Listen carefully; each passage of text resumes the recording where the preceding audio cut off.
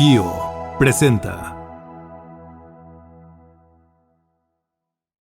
Advertencia. Este podcast incluye alto contenido tecnológico y puede provocar curiosidad persistente, exceso de ideas y necesidad incontrolable de entender cómo funciona el mundo en la era digital. Dos tecnófagos, humanos probablemente, mastican por ti lo último en innovación y esas tendencias tecnológicas que todos repiten, pero pocos entienden. Bienvenidos a Tecnófagos, devoradores de tecnología. Un espacio para saborear y entender la tecnología. Bienvenidos a Tecnófagos, devoradores de tecnología.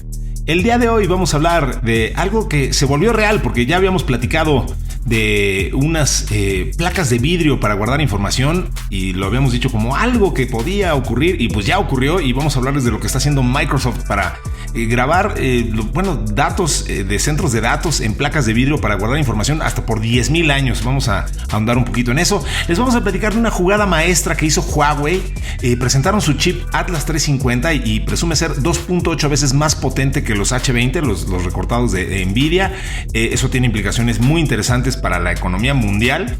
Y vamos a hablar de impresión caótica, porque hay una científica mexicana que se llama Grisel Trujillo, que está impulsando la nueva era en la impresión de tejidos vivos. Pues eso obviamente también mueve mucho la jugada, y de todo eso y mucho más hablaremos en este nuevo episodio de Tecnófagos, devoradores de tecnología, que inicia ahora. Para abrir la mente, la entrada de hoy. Bien, pues ya lo escucharon. Hay muchísima información, mucho de qué platicar. Afortunadamente hay mucho que devorar en este episodio de Tecnófagos, y pues yo me complazco de presentarles este nuevo episodio. Mi nombre es Ricardo Maza y soy un gran entusiasta de la tecnología, y pues justo así preguntando por ahí dije, ¿quién es el que más sabe de tecnología por estos lares? Y todo el mundo me decía, pues ahí hay un cuate que dicen que se llama Bernie y sabe muchísimo de estas cosas. En una de esas le caes bien y comparte sus conocimientos contigo. ¿Y qué creen? Que dijo que sí.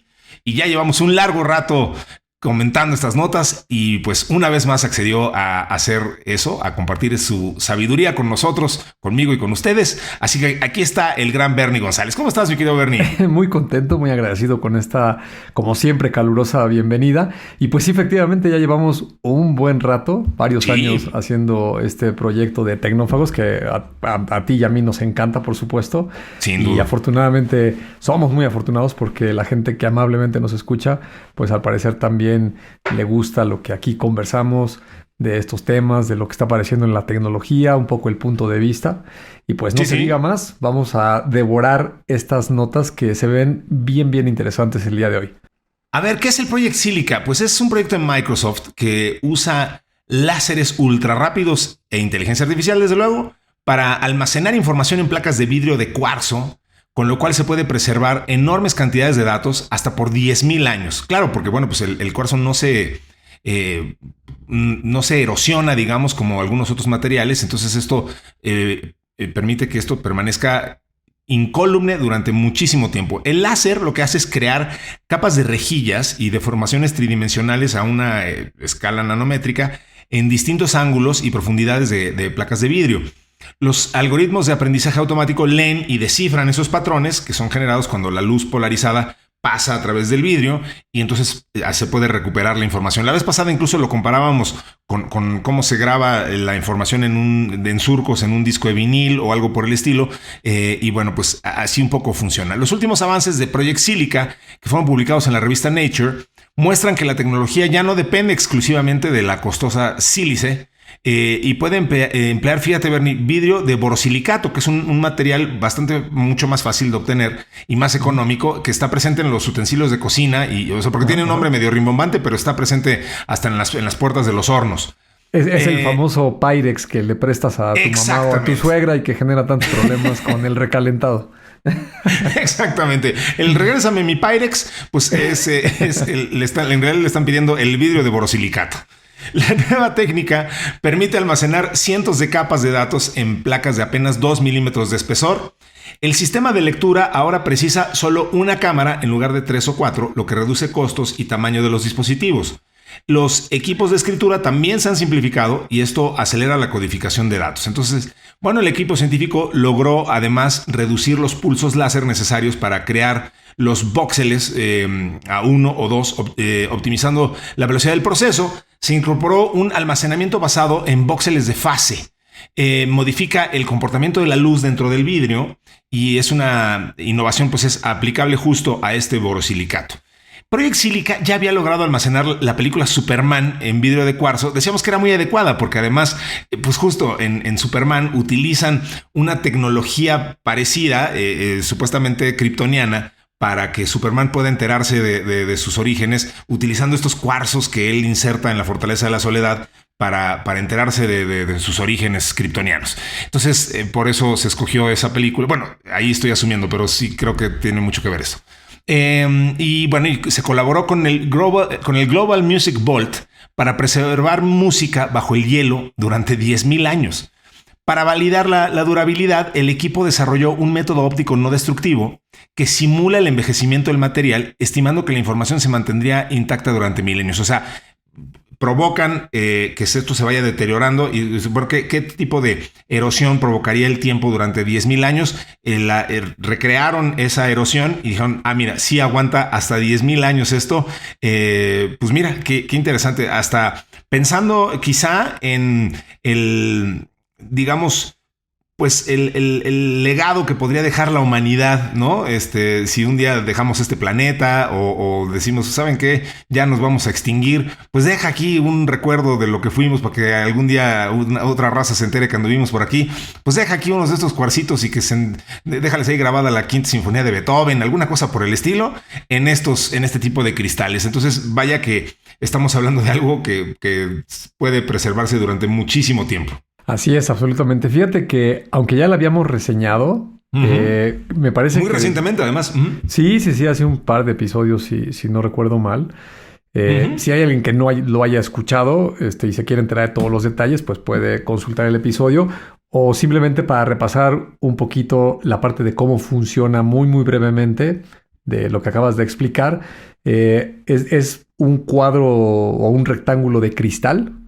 Imagínense como esos refractarios que tienen en su cocina, el borosilicato, y la innovación es que es mucho más barato porque es un material más abundante en la industria que se puede conseguir más fácilmente, ¿no? La implicación es que el material anterior podía almacenar, digamos, en el tamaño de una tarjeta de crédito, solamente que de 2 milímetros de ancho, o sea, un poco más ancho que las tarjetas convencionales de plástico, hasta 4.7 terabytes, que es muchísima información, ¿no? Sí. Típicamente los discos duros de las laptops, en este momento las comerciales están en 1 tera o a lo mejor las muy nuevas andan en los 2 teras, ¿no? Entonces imagínate en una tarjeta de crédito 2 milímetros de ancho, meter 4.7. Si lo haces con este nuevo material, borosilicato, podrías almacenar hasta 2 teras, pero es mucho más barato y tiene muchas otras ventajas, sobre todo en la escritura y en la lectura. Para poderlo explicar, voy a repasar este concepto que el propio proyecto Silica menciona, que está escribiendo en 5 dimensiones, porque como se trata de un objeto, tiene largo, ancho y el alto, ¿no? Lo que se llaman en coordenadas el eje X, Y y Z. Y entonces este voxel, que es como un píxel, el equivalente a un píxel en una pantalla, nada más que la pantalla está en 2 dimensiones, tenemos largo y ancho, y con los ejes de los X y las Y podemos identificar cualquier punto en un plano. Aquí lo haríamos en 3 dimensiones, el eje X, Y y Z. El cuarto punto es muy interesante porque es algo que maneja la luz, tal como lo explicaste. Esto, para poder escribir en el cristal, se utiliza un impacto de láser, que es muy, muy rápido, es en un femtosegundo y es extremadamente breve en el tiempo porque es una milmillonésima de una millonésima de segundo, ¿no? O sea, es un instante prácticamente incomprensible para 10 a la menos 15. 16. 10 a la menos 15. 10 a la menos 15. Entonces, es un instante de tiempo muy, muy breve. Pero lo interesante, y aquí recurrimos a esto que a ti y a mí nos encanta en este programa, conceptos de los principios básicos de la física, la luz, los fotones se comportan también como una onda. Entonces, cualquiera ha visto un gráfico de una onda, es esta algo que ponía muy de malas a Einstein, dicho sea de paso. Ajá. Exactamente. El dibujito clásico de una onda es una línea que va subiendo hasta que llega a su punto más alto y luego en forma de curva desciende hasta que llega al punto más bajo y así va oscilando, ¿no? Va para arriba, Correcto. para abajo, para arriba, para abajo, como si fuera una viborita que está moviéndose, ¿no?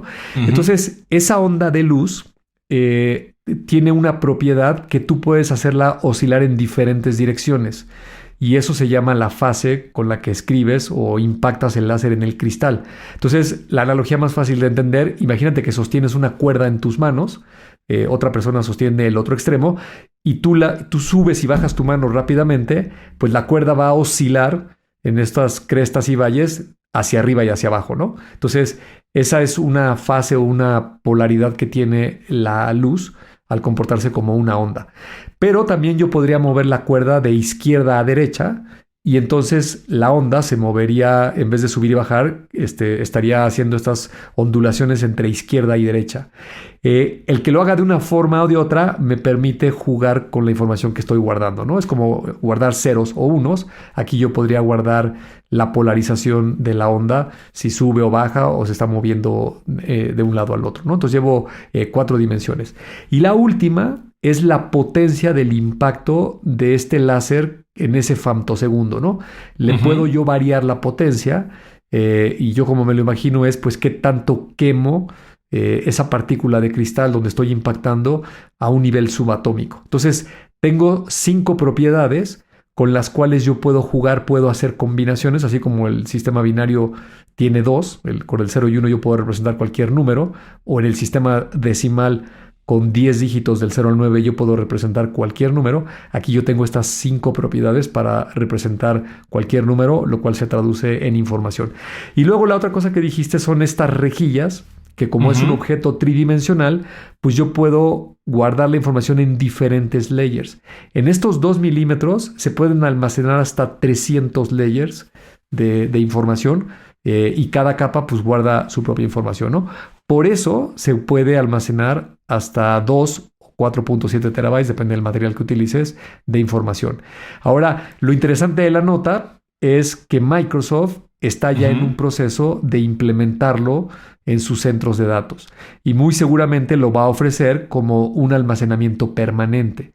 Y tiene esta principal propiedad que es la más contundente, que ya probaron los científicos en laboratorio que puede durar ese cristal hasta 10,000 años y es inalterable, porque una vez que lo escribes, una de las propiedades que tiene es que solo lo puedes escribir una sola vez. No lo puedes editar y no lo puedes borrar, lo tendrías que destruir, pero no le puedes ir a hacer un borrado como para volver a escribir, como sucede con un disco magnético o un disco de estado sólido. Ahora, esa limitante, lo que tiene de ventaja, pues es de que lo puedo almacenar y no requiere ninguna fuente energética para conservarlo. Es un objeto que fue quemado, como si hubiera sido lo que decíamos la vez pasada, un disco de vinil. El disco una vez que fue grabado, grabado literalmente, ¿no? Que se generó ese surco y quedó marcado todo el vinil, todo ese plástico con esas subiditas y bajadas, pues así se va a quedar el disco para siempre hasta que alguien lo destruya, ¿no? Entonces, dicho sea de paso, perdón, muy poca gente, sobre todo las nuevas generaciones, hace esa correlación, pero la razón por la que decimos que grabé una canción es por la correlación de que antes, pues justo la grababas en el mismo sentido en el que harías un grabado en madera o hacías un grabado en piedra, ¿no? O sea, era literalmente la misma acción de martillo y cincel, de grabar algo en una piedra, pues por eso se grababa una canción. Entonces, digo, hoy en día el proceso digital es muy distinto en cuanto a la física, pero por eso utilizamos ese verbo para decir que algo se quedó registrado en un archivo, ¿no? Exactamente.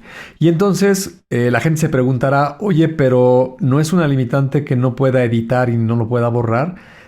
No, porque hay mucha información en la humanidad que justo quieres que permanezca inalterable. Los ejemplos más triviales, pues precisamente es la música, ¿no? Imagínate el máster que se grabó en el estudio de una banda como los Beatles, pues Hoy en día seguramente se grabaron en cintas en su momento y las han de tener conservadas en algún lugar porque Sí. la cinta magnética a lo largo del tiempo sí pierde calidad y eventualmente se va a acabar destruyendo, ¿no? Se va a perder. Si lo pones en este medio, pues puede estar ahí por lo menos 10,000 años, es lo que han probado los científicos, y justo quieres que ese material quede como se grabó. No quieres que haya una versión alterada. Digo, la podrías generar si quisieras, pero... Sí, claro. Tiene mucho valor el original. Lo mismo sucede con las películas, con las series de televisión. Quieres tener el original de cómo se grabó o el detrás de cámara o toda esta información. Si nos movemos un poco al ámbito de las empresas, pues imagínate la regulación de muchos países le exigen a las propias empresas que guarden su información, por ejemplo, la información contable y financiera. Por ley la tienes que guardar un número de años, me parece que son 5 años. Si fuiste sujeto a una auditoría y se generaron unos resultados, pues quieres guardar esos resultados. En el ámbito de la salud, oye, pues si te hicieron una intervención quirúrgica o tuviste algún padecimiento y te sacaron una serie de estudios, pues esos estudios los quieres guardar tal y como estaban. No quieres que tu estudio de la sangre o las placas de los rayos X en el tiempo se vayan distorsionando, ¿no? Tal cual Te voy a decir un dato. Te voy a decir un dato que a los fanáticos de las teorías de la conspiración les encanta citar, que es que justo la NASA perdió y esto está documentado y está hasta en Wikipedia, no estoy siendo conspiranoico. Perdió las grabaciones, los masters originales de la llegada del hombre a la luna. Conforme se fueron pasando los años y las décadas, esto estaba almacenado, el material original estaba almacenado, se copió múltiples veces y se distribuyeron copias en todos lados y todos hemos visto ese pietaje. Conforme fueron pasando los años y alguien pidió los masters originales para revisar que este material no hubiera sido alterado, y que no hubiera sido editado, y cuando empezaron los conspiranoicos a decir esto lo hicieron en un estudio, entonces déjenme revisar el material original y tal, alguien dijo, bueno, pues a ver, ¿dónde están los masters? ¿No? y de verdad parece una locura, pero en verdad los masters se perdieron. Alguien grabó los 15 años de su hija. Eso es chiste, no es cierto. Pero digo, el punto es, o sea, sí, se perdió el material original y ya no existe. Entonces, exactamente por este fenómeno que estás diciendo, que pues con el tiempo ese tipo de cosas, si no las preservas, se pierden. Y ahorita decías ejemplos triviales. Bueno, o sea, usaste ese término.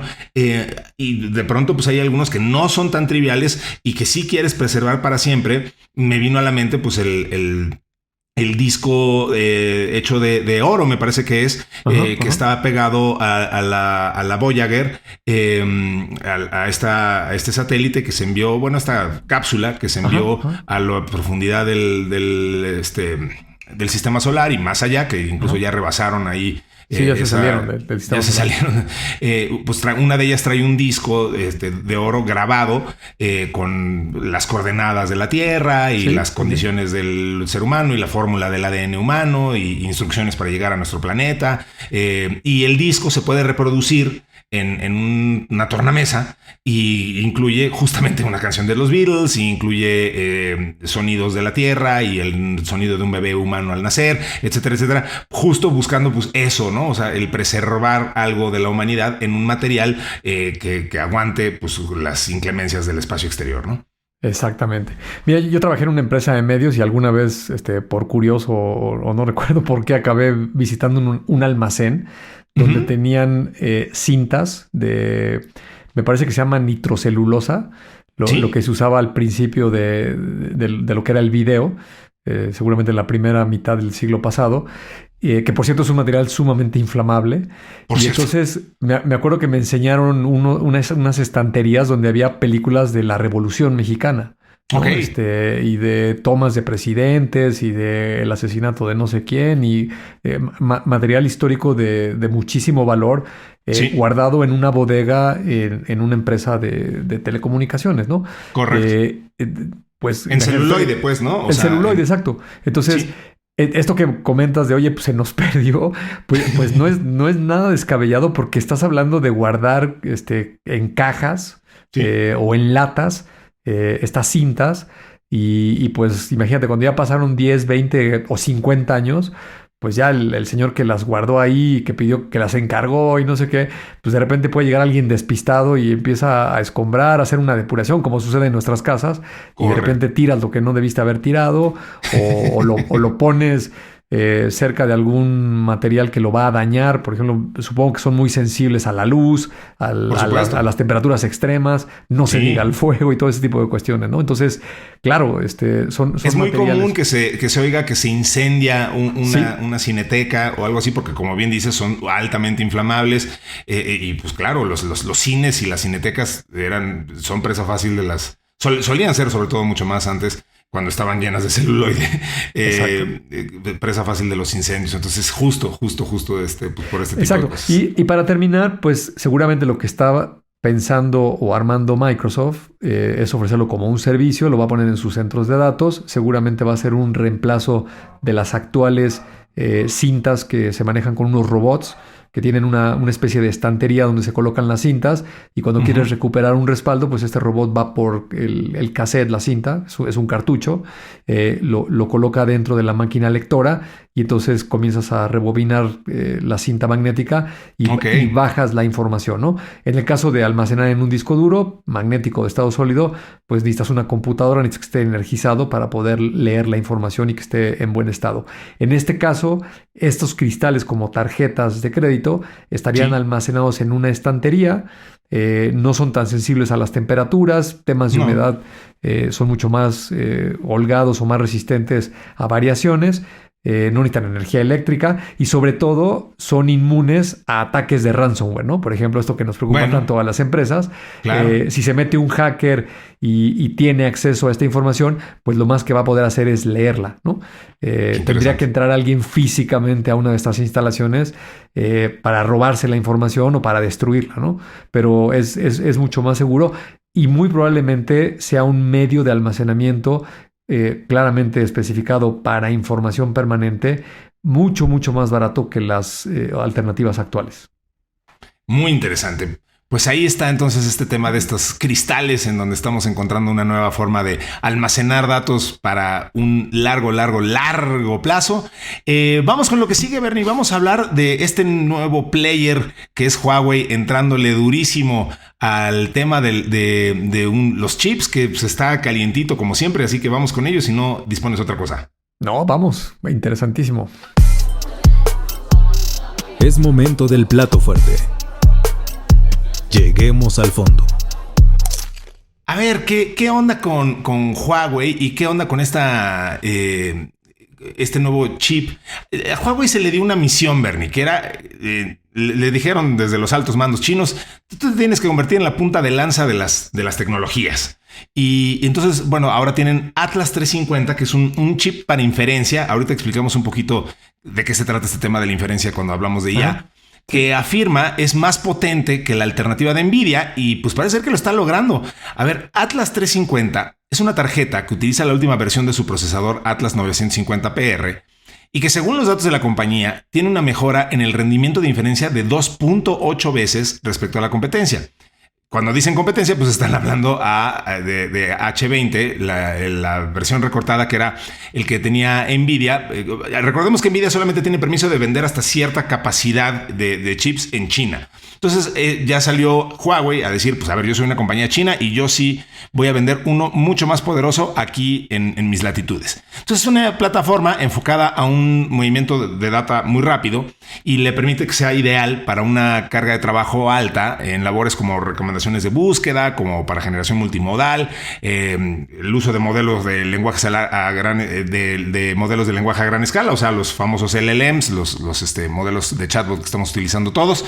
Huawei está presentando y anunciando que ya tiene socios lanzando productos con esta nueva tecnología, porque la idea es que cada novedad en hardware empieza a distribuirse y desplegarse lo antes posible entre unas empresas chinas que están dentro de este plan quinquenal que hemos mencionado muchas veces, estos planes que se da el lujo de hacer China, de decir, bueno, estos siguientes 5 años me voy a enfocar en esto y luego en esto y luego en esto.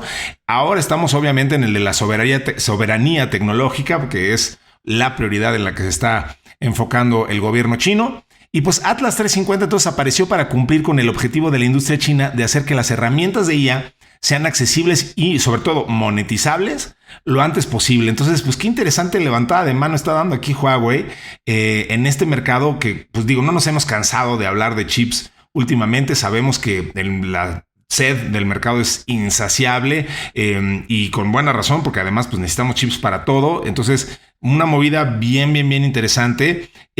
Ahí, Bernie, me va a interesar obviamente muchísimo todo lo que tengas que aportar de esto, pero sobre todo entender qué hueco específico viene a llenar en el mercado un chip de estas características, entendiendo lo que decíamos, ¿no? O sea, a ver, el mundo le dice a Nvidia, pues solamente, bueno, el mundo dice solamente pueden vender cierto tipo de chips a China porque no quiero que China crezca más allá de esto.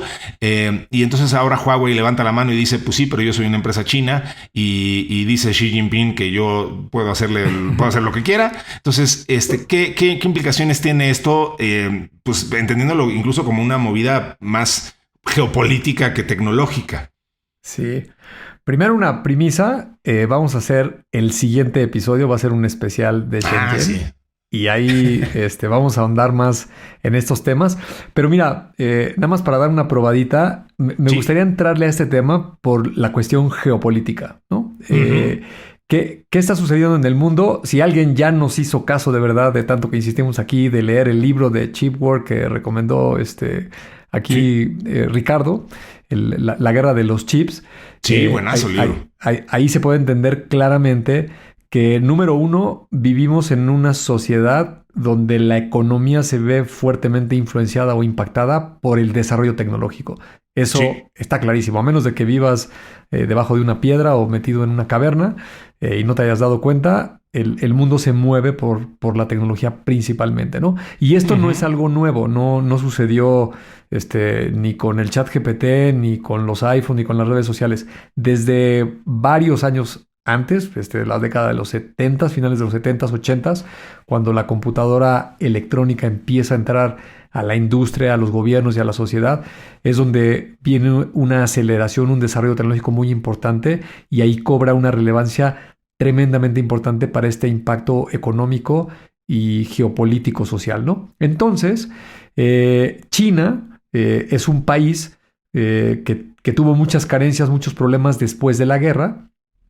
Y para recuperarse, entendió muy rápido que tenía que subirse a esta ola de la tecnología, ¿no? Y comenzó con la fabricación de todo tipo de productos.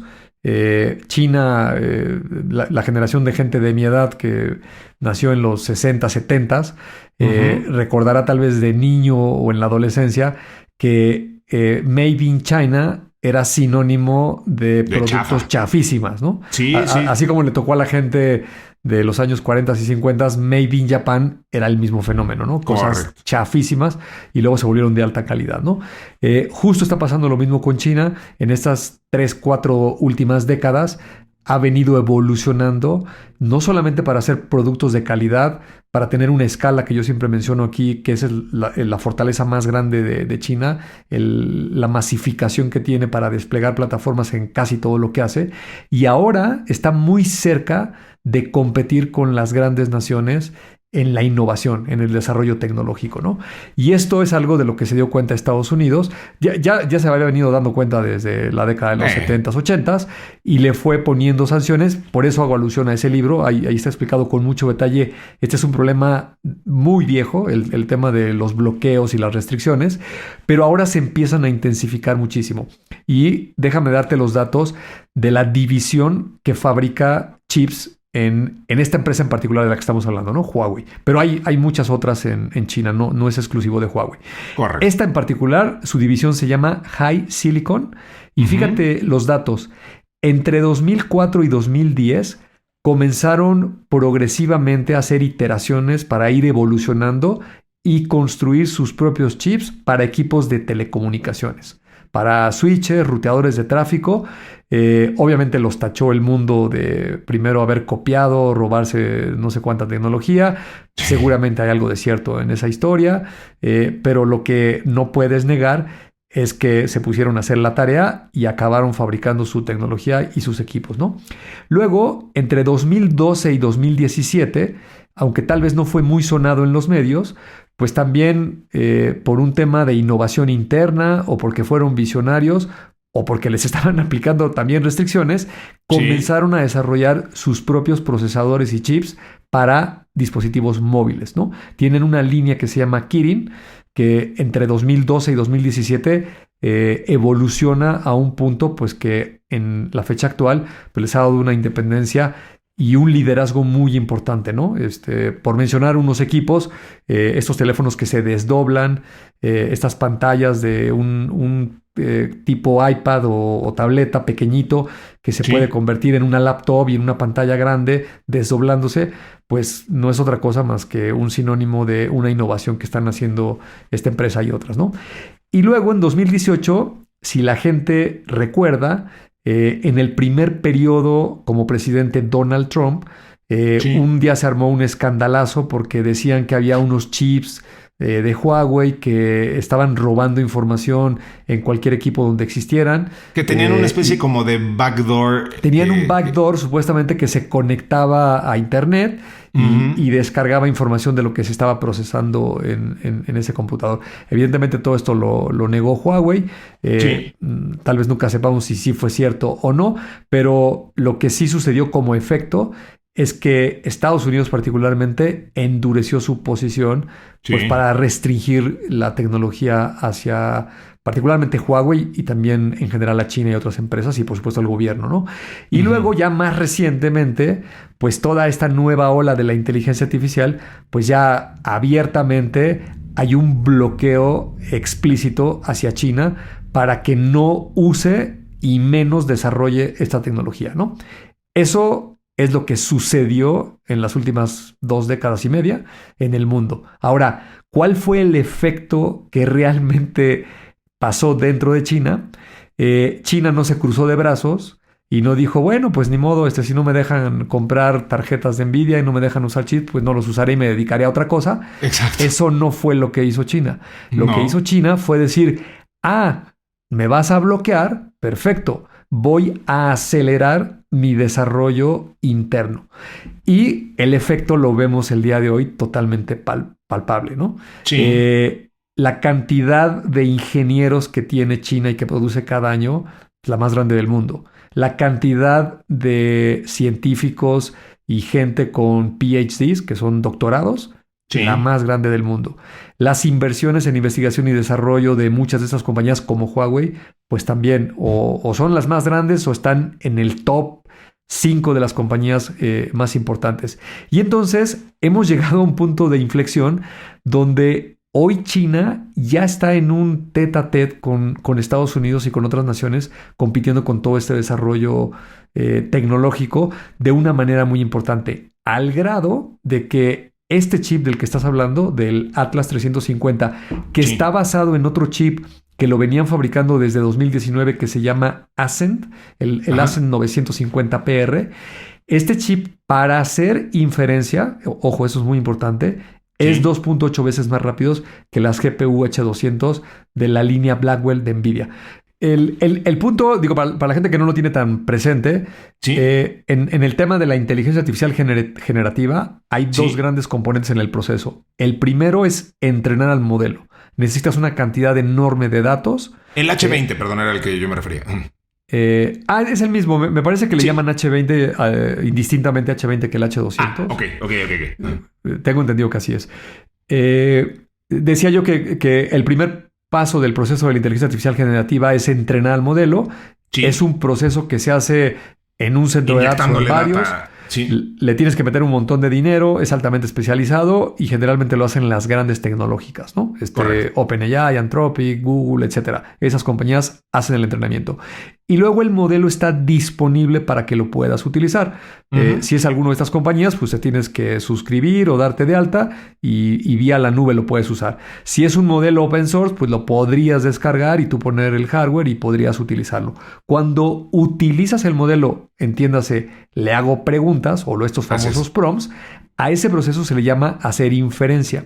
Correcto. Y resulta que lo altamente eficientes que son las GPUs para entrenar un modelo, cuando haces inferencia, estas mismas GPUs, este mismo hardware ya no es tan eficiente para responder. La principal limitante está en la memoria, porque en el proceso de entrenar no requieres una memoria dentro del procesador, porque te puedes tomar mucho más tiempo para estar revisando los datos y produciendo los pesos y los tokens y todas estas cuestiones. Pero cuando estás en la inferencia, le estás dando servicio a un cliente, a todos los que usamos la inteligencia artificial. Y ahí sí importa muchísimo la velocidad en la que me responda, ¿no? Si yo tengo mi ChatGPT o Anthropic o el que tú quieras y voy en la calle y le hago una pregunta con la voz y se tarda 1 minuto en contestarme, pues es una tecnología que la gente la va a abortar, ¿no? No la va a usar. Tú quieres que sea tan fluido como una persona, ¿no? Que casi en cuanto yo haga una pausa, el modelo me empieza a contestar y me dé la información que yo necesito en ese momento, ¿no? Entonces, ahí en ese proceso de la inferencia, ahí es justo donde Huawei encuentra una oportunidad y dice, oye, yo no me voy a poner a competir con los GPUs para entrenar modelos, me voy a ir al lado de la inferencia por sus propias razones, tal vez ve más oportunidad de negocio o mayores ganancias, mayores márgenes, lo que sea, y entonces saca esta línea, pero la historia de Huawei fabricando chips pues es mucho más anterior a esto, ¿no? Y para cerrar, han pasado una serie de cosas en la industria. En algún capítulo anterior tú y yo hablábamos de la gente que tiene esta capacidad de visionar cosas. Pues mira, hace yo creo que unos 2 años o tal vez un poco más, seguramente te acordarás que en muchos grupos y en algunas notas estaba de moda un servicio que es una compañía que fabrica unos procesadores que se llaman LPUs. Ya ves que todo acaba en PU, ¿no? CPUs, GPUs, TPUs, etcétera, ¿no? Las TPUs son de Google, ¿no? Por Tensor Process Unit. Las LPUs es Language Processing Unit, ¿no? Ok. Y están altamente especializadas en hacer inferencia. Y tienen una memoria interconstruida en el procesador, lo cual le da muchísima velocidad. Y esta compañía, te acordarás que se llama Groq, pero termina con Q, Groq. Así es. Esta empresa fue fundada por unos ex Google que se salieron de la división que fabricaba las TPUs de Google, las Tensor Processing. Así es, usaron el conocimiento que adquirieron ahí para... Sí. Así es la innovación, ¿no? Pues trabajas en una compañía tecnológica, encuentras un nicho, resultado de una innovación. Y cuando empiezas a comercializar esa innovación, descubres que hay otras oportunidades y esta gente que es muy brillante, por lo general se sale de esas empresas y emprende, ¿no? Crea un... A esto los acabó comprando Nvidia, ¿no? Ahí viene la parte importante. No es una compra convencional. Lo que hizo es una compra de activos. ¿Y qué significa una compra de activos en estos contextos? Que se llevó al fundador de Groq, y se llevó una licencia que entiendo que no es exclusiva para poder incorporar la tecnología de Groq en las arquitecturas de las tarjetas de Nvidia. Y si recuerdas bien, y nuestros amigos que nos escuchan, en el keynote que acaba de dar Jensen Huang en su conferencia en GTC, no sé cómo se llama, hizo muchísimo hincapié, le dedicó un largo tiempo a hablar de Groq, ¿no? ¿Por qué?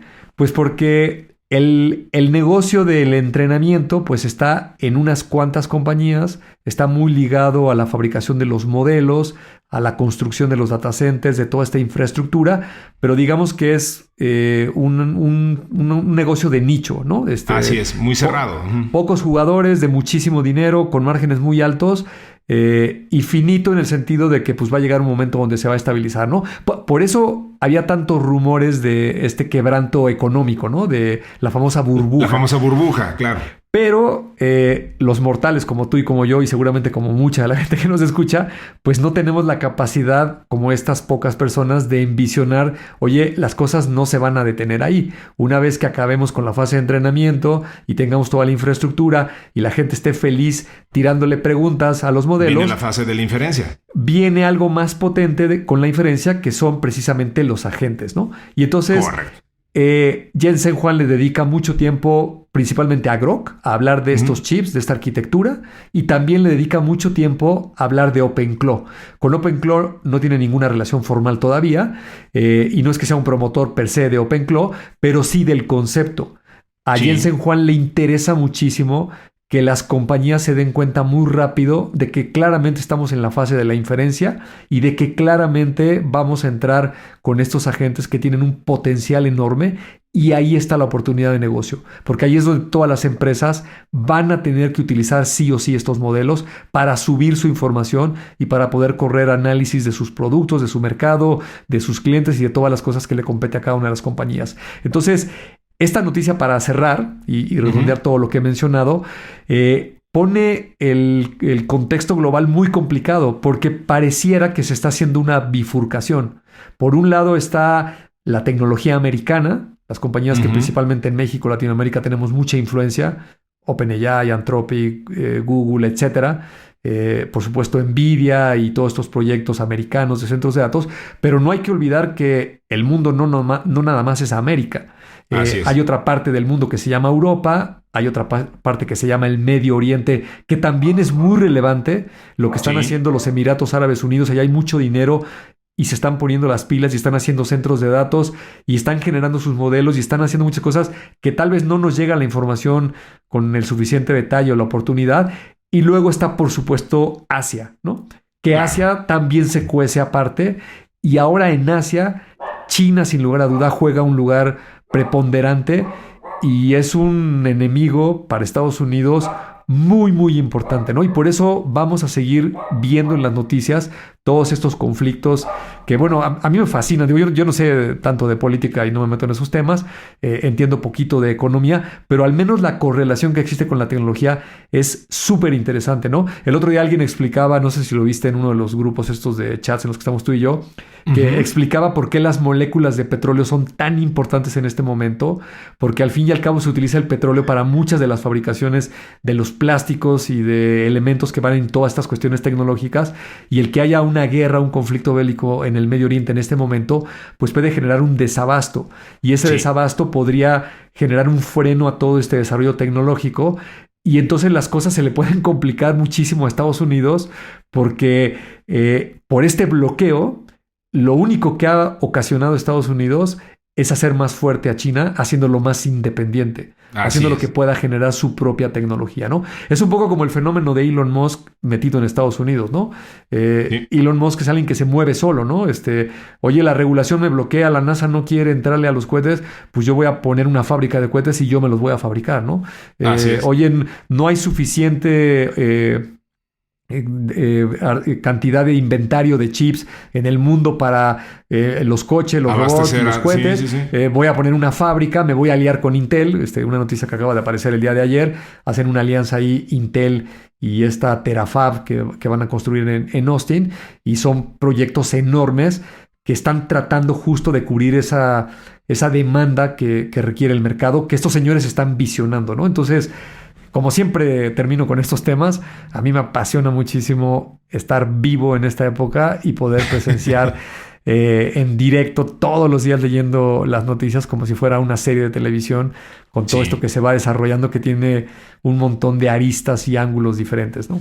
Los tiene, de verdad que sí. Esto de las terafabs, nada más. Pues esa es una palabra que se acaba de implementar, ¿no? O sea, habíamos oído hablar de fabs, de estas fábricas de chips, y productoras de chips desde hace mucho tiempo, pero pues terafabs ya nada más es una palabra que se inventó para hablar de la escala a la que hoy necesitamos tener este tipo de implementaciones. O sea, de eso nos habla del momento que estamos viviendo y que bien describes, ¿no?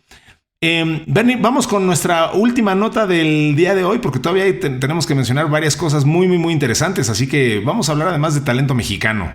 Exacto, no se vayan porque esta es la mejor nota de este episodio. Es tecnología mexicana, de una mujer y de un tema biológico ligado a la medicina. Cerramos con el postre para digerir mejor. A ver, Bernie, pues ya lo adelantaste y es extraordinario. La química farmacéutica bióloga, fíjate nomás, Grisel Trujillo, en Advanced Biofabrication, es el laboratorio que codirige, revolucionó la bioingeniería al crear un método pionero de impresión de tejidos vivos. Vamos a desgranar con cuidado esta nota porque hay mucho que explicar y entender y celebrar además.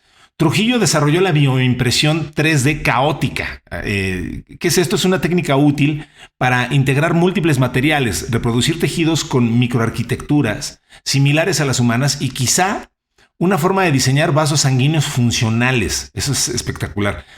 Cada día, desafortunadamente, mueren 20 personas en espera de un órgano y el sueño de la ingeniería de tejidos es imprimirlos y salvar vidas. Hemos platicado de esto cuando hemos hablado de impresión en 3D, esta nueva de los wetwares, en fin, pero con un mezclador estático, tras años de estudio, han logrado generar fibras continuas con microescalas internas del grosor de una célula de mamífero. Los órganos complejos, pues todavía parecen lejanos, para cuando se impriman riñones o corazones funcionales, ¿no? O sea, el siguiente gran desafío va a ser la regulación, además que es una conversación que según esta destacada científica mexicana Trujillo, debe impulsarse desde ahora. La bioimpresión pues abre la puerta a la creación de modelos tridimensionales más realistas para el estudio de fármacos y probióticos. Es una línea de investigación que ya exploran en el ámbito de los tumores y las comunidades bacterianas. En el laboratorio prueban plataformas como tumores en chips. Para estudiar el crecimiento normal de células, lo usual es inducir la formación de tumores en ratones, pero pues pobres ratoncitos. Entonces, los modelos tridimensionales prometen reducir significativamente su utilización. La incorporación de chips microfluídicos en estos sistemas introduce otro elemento, que es un entorno dinámico. O sea, así se pueden simular tumores vascularizados, que es una condición de gran relevancia para la salud de los pacientes. Desde que lograron una resolución de 8 micras con la bioimpresión caótica, también exploran la posibilidad de cultivar consorcios microbianos. Esto resulta relevante en contextos como la microbiota intestinal, donde las bacterias no se distribuyen de manera aleatoria ni homogénea, sino que se organizan en colonias que interactúan entre sí.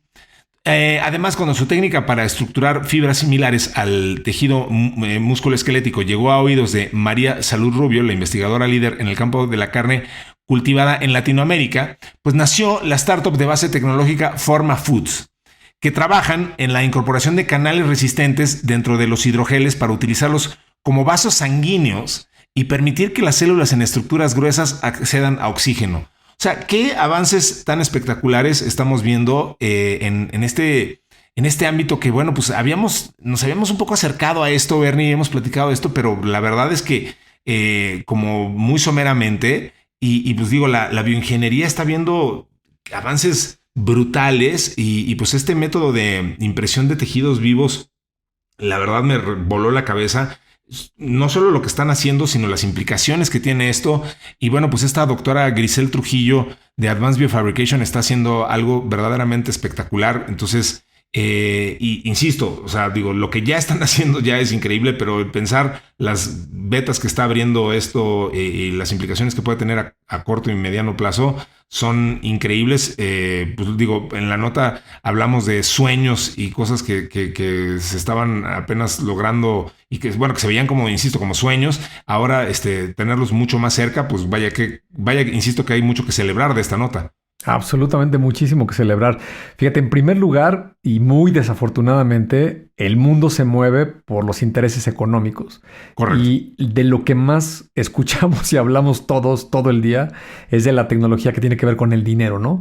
Es decir, dónde están estas grandes empresas y cuánto valen y cuánto me ayudan a eficientarme y reducir costos y a ver cómo gano más dinero. Y pareciera que eso domina la conversación. Pero de repente se nos olvida que somos simplemente humanos, que estamos hechos de carne y hueso, de este material biológico y de que nuestra vida es finita, ¿no? Eso hasta el día de hoy por lo menos no se ha podido extender indefinidamente. Hay muchas promesas, pero todavía nada concreto. Lo que sí es palpable, muy notorio, es que cada vez se puede extender más la duración de la vida y sobre todo de una manera pues de calidad, ¿no? No se trata de acumular años por acumularlos y tener una vejez muy complicada, con muchísimas limitantes, sino todo lo contrario, ¿no? Estar en plenitud y poder disfrutar más de la vida. Y esta nota justo habla de eso, ¿no? Independientemente de que para ti, para mí, la gente mexicana que nos escucha, pues es un gran orgullo reseñar estas notas donde hay un investigador mexicano haciendo esta tecnología muy innovadora de punta poniéndose a nivel de las grandes potencias que hacen todo este tipo de desarrollos. Y luego, por supuesto, una mujer, no por otra cosa, pero generalmente en la ciencia, en la ingeniería, en las tecnologías, están muy dominadas por hombres.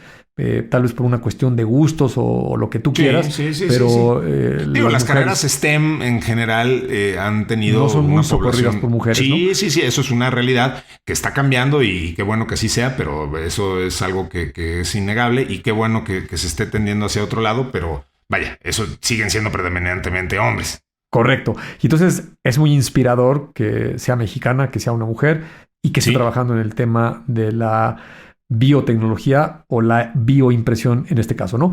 ¿De qué se trata esta innovación? Primero, alto nivel, lo que mencionaste, lo voy simplemente a resumir, ¿no?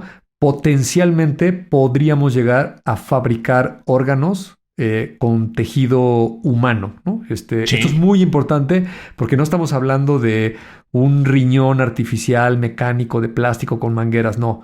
Es poner las condiciones para que sea un tejido como si hubiera sido trasplantado de otro ser humano, ¿no? El día de hoy el mecanismo más común es cuando un ser humano pierde la vida y decidió donar sus órganos, pues hay toda una industria que se encarga de poderlos extraer, poner bajo ciertos cuidados y luego el complicadísimo proceso del trasplante, porque el sistema inmunológico de cada persona pues lo hace muy complicado para la gente que se dedica a esto, ¿no? Entonces, poderlo controlar y fabricar en un laboratorio, al menos como una idea, es súper potente, ¿no? Luego, entiendo yo que tal vez más de corto plazo en lo que está trabajando Grisel, es decir, oye, pues si ahorita yo puedo tener una impresión, y déjame hacer la analogía, me parece que a estas alturas del partido 2026, abril, todo mundo ha visto alguna vez en su vida una impresora 3D, ¿no? Estas que imprimen figuritas de plástico. Entonces, es una máquina de estas que se llaman de control numérico, que tiene un cabezal que se puede desplazar en estos 3 ejes espaciales, ¿no? En el X, en la Y y en el Z, que es prácticamente comienza abajo y conforme se va moviendo X y Y, haciendo los disparos del plástico que va quemando, pues va haciendo trazos y el cabezal va subiendo para ir dejando las capas y capas de lo que van a conformar un objeto tridimensional, ¿no? Entonces, de una manera muy similar, esta impresora lo que hace con un líquido, me parece que es un gel de hidrógeno, que simplemente funciona como un andamio temporal, tira una capa de este gel y luego tiene unas jeringas con un líquido que también tiene algunos nutrientes y tiene células humanas, ¿no? Eso es muy importante. Y entonces las comienza a dispersar por esta capa del primer gel que tiene. Y como es un material biológico vivo, pues las células tienen algunas propiedades con las que se van uniendo, ¿no? Y esa palabra que mencionaste, que me llamó mucho la atención cuando leí la nota, impresión caótica, evidentemente dije, ¿qué diablos significa eso, no? Suena como algo con lo que me puedo identificar. Ajá. Exacto. Es cuando uno se mete en problemas, ¿no? Sí. Y va justo por ahí, ¿no? Porque no sé si esta es una aportación de esta mujer, Grisel, o es algo que ya existe en la industria, pero el concepto de impresión caótica, como leí la información yo, es que tú puedes imprimir las células y tienen algunos nutrientes y las células van a poder estar vivas durante un cierto tiempo limitado. ¿Por qué? Porque cuando están dentro de un organismo, las células no pueden vivir aisladas. Las células tienen que estar interconectadas, principalmente por vasos sanguíneos que les transporten nutrientes, oxígeno, los glóbulos que están en la sangre, seguramente desechos, algunas divisiones, las células nacen, se reproducen, algunas otras mueren, etc. Eso es un organismo vivo. Y entonces lo complicado de esta impresora no solamente es que pongas las capas de las células, sino que tienes que poner las estructuras, estas fibras que mencionaste, para que se puedan generar orgánicamente estos vasos comunicantes que puedan transportar el oxígeno y los nutrientes, ¿no? Correcto. Y ahí entra un elemento tecnológico que me pareció fascinante. Entran estos algoritmos de inteligencia artificial para generar comportamientos caóticos, para producir especies de remolinos que con estos materiales, esos movimientos acaben produciendo conexiones entre las células que se acaben transformando en un vaso comunicante entre más de estos elementos, ¿no? Si logran hacer eso con un cierto éxito a nivel de un tejido, todavía no un órgano, el potencial es enorme y muy interesante porque, por supuesto que hay un tema ético de utilizar ratones o cualquier otro animal para hacer pruebas de laboratorio, produciéndoles o provocándoles un tumor y luego tratando de inyectarles medicamentos para ver si se componen o no, o qué reacciones tienen. Hay un tema ahí de crueldad animal. Pero más allá de eso, estás probando en un ratón, ¿no? Y un ratón, pues sí comparte una buena parte del código genético con un humano, pero un ratón no es un ser humano, ¿no? Tiene sus ciertas limitantes. Y no se diga otros animales, ¿no? Alguna vez escuché que, no sé si sea cierto, que por ejemplo el corazón de un cerdo es lo que es más parecido al de un ser humano, ¿no? Entonces, te puedes meter ahí en problemas, ¿no? Entonces, si logran poner estos tejidos, yo me imagino en este clásico platito de Petri, y en ese tejido tú puedes provocar un tumor, pues estás hablando en el contexto de un laboratorio. No hay una vida de por medio, ni un animal, ni estás lastimando a nadie. Es algo que totalmente, aunque es orgánico, tú lo fabricaste, ¿no? Y luego le podrías probar pues toda la cantidad que quieras de procedimientos médicos o fármacos o lo que sea para ver cómo reacciona. Y si matas el tejido, pues es un tejido, no hay problema, ¿no? Al otro día te imprimes otro y dices, como le hizo Edison fabricando el foco, ¿no? Sí. hasta que le atines a ver cuál es el bueno. Entonces, me parece a mí que es súper potente esta tecnología, muy esperanzadora. Y la reflexión final es que sí deberíamos de hacer algo para, pues por lo menos darle un poco más de atención a estas tecnologías y no solo a las que tienen que ver con el cochino dinero. No, pero sé que es muy necesario porque sin la economía no funcionarían otras cosas, pero de repente también el tema de la salud, el bienestar, las personas, extender la vida, me parece que no lo debemos de dejar pasar tan por alto, ¿no? Sin duda, sin duda. Pues bueno, ya escucharon a Bernie abogando por un mundo que no se rija por el cochino dinero, diciendo que pues el dinero se hizo de papel para que vuele y redondo para que ruede. Oye, Bernie, pues se nos acabó el tiempo y la verdad es que lo cerramos este episodio con este gran enhorabuena por nuestra compatriota científica, y la verdad es que nos da muchísimo gusto que así sea. Yo le quiero agradecer profundamente a otros compatriotas nuestros que son Mario Terrés en la edición, a Nayantzin Romero en la redacción y a Diana Álvarez, que bueno, es mexicana, pero no lo creería uno porque se la pasa siempre en otras latitudes. En esta ocasión, por ejemplo, me parece que si usted está en la Esfera en Las Vegas, puede usted voltear y a lo mejor ahí está al lado de usted, ahí está nuestra productora. Me parece, porque uno nunca sabe. Esto es como si alguna vez usted vio ese juego de ¿Dónde está Carmen Sandiego? Pues aquí jugamos ¿Dónde está Diana, la productora? Pero la última vez el último reporte que tuvimos es que estaba en la ciudad de Las Vegas.